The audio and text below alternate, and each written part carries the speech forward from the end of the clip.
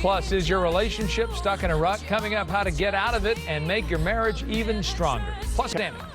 Coming up, our work and kids to blame for your marriage rut. In moments, relationship expert Dain Heer will show us some easy steps to bring that spark back into your life. But first, Lou Parker has a look at what's coming up. Oh, it happens to so many of us. You've been married a long time, you have kids, and no time for anything. You get in a relationship rut and you can't seem to find your way out. Our next guest says, don't give up, there's hope. He's here with tips on how to rekindle the flame and make your marriage even stronger. Please welcome back relationship expert, international speaker, and best-selling author, Dain Heer. Welcome back, Hi, Dain. Good to see you. Thanks, guys. Nice to be back. Is the yellow indicative of the fact that you are a Dodgers fan and a Houston Astros fan? Exactly. Right. Yeah. Thank you for noticing. Right. You know, I'm torn right now. It's hard to That's all I love gotta both say. at the same time. Right? Both Yeah. cities.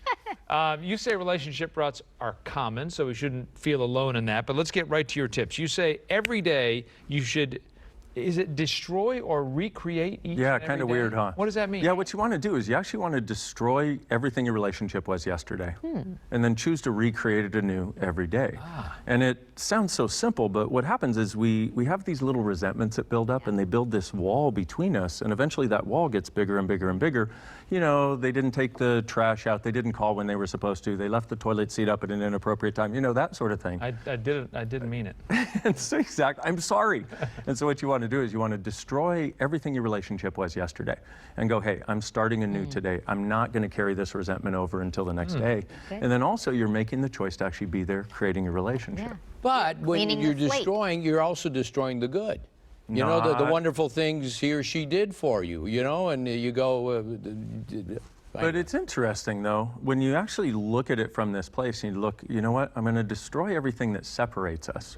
That really is where it's coming from, so that we can have the closeness that we actually had when we started the relationship, so those walls don't build up.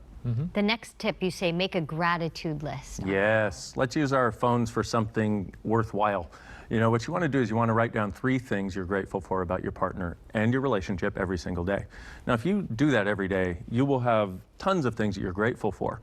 And the other thing that you want to do is you want to tell your partner every day something you're grateful for about them. And what that does, because you can either have gratitude or you can have judgment. They don't coexist. And it's the judgment that builds the walls that separate us. And what happens is when you're having a tough time in the relationship, you're like, I'm about to leave, I'm out of here. You go through your gratitude list, and you're like, oh, I remember when I really... And what happens is it starts to break down those walls for you. And this is between you and you. You share the gratitude with your partner, and then that becomes something for them to actually be able to be closer with you. That makes sense. And then you say, don't let go of the things that you love. Yes, one of the big things people do in relationship is they let people out of their lives that they care about. They stop doing things that were a source of energy and fun and contribution for them. You know, like it may be exercising, salsa dancing, whatever it is. And what you want to do is you want to start bringing one of those things at least back into your life.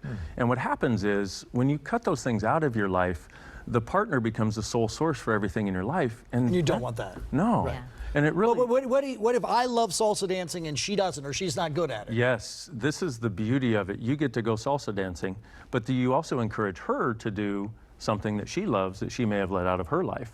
And what happens is then you both actually, outside of the relationship, you have these sources of energy and sources of sort of joy and contribution. And you come back, you're like, oh my God, salsa dancing tonight was so awesome. She's like, wow, you know what? I went to the football game and I know you hate football and that was awesome for me. And you come together and you're more alive.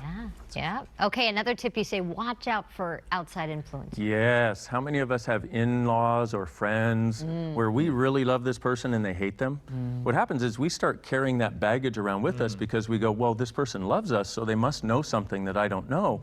Well, what if they don't? And then the other thing is you look at social media, for example, and realize that what's portrayed in social media is the perfection of every relationship. You know, they don't tell you that right before this picture was taken in Aruba, we had the worst fight of our lives. Right. Our kids threw up all over the hotel room, you know what I mean? Yeah. And so stop comparing yourself to outside people, but also stop buying other people's judgments when they have judgments of your partner and you in the relationship. You say make your relationship a priority, and a great way to do that is with date nights. And Yes. how many nights a week and what night? Well, let's put it this way. Ideally, you'd want to do one night a week where you have the kids and all your other obligations handled, and it's just about you two reconnecting, because that's what you loved about being with them in the first place. You know, we have kids, we have jobs, we have money, we have bills, we have all these things that we need to handle. When you start to reconnect with your partner that way, and if you can't do it once a week, maybe once every 2 weeks. If you can't do once every 2 weeks, at least once a month, bare minimum. And what happens is, see, your relationship should be somebody you're with that is actually contributing to handling all these other things. Right. When your relationship gets put in the place of being one of these other things, that's when the difficulties arise. Yeah. All right, good tips, Wow. Dain. For more information on relationship advice, you can go to his website, dainheer.com. You can follow him on social media as well. Thanks so much for joining us. Thank you. Great to Good see you again.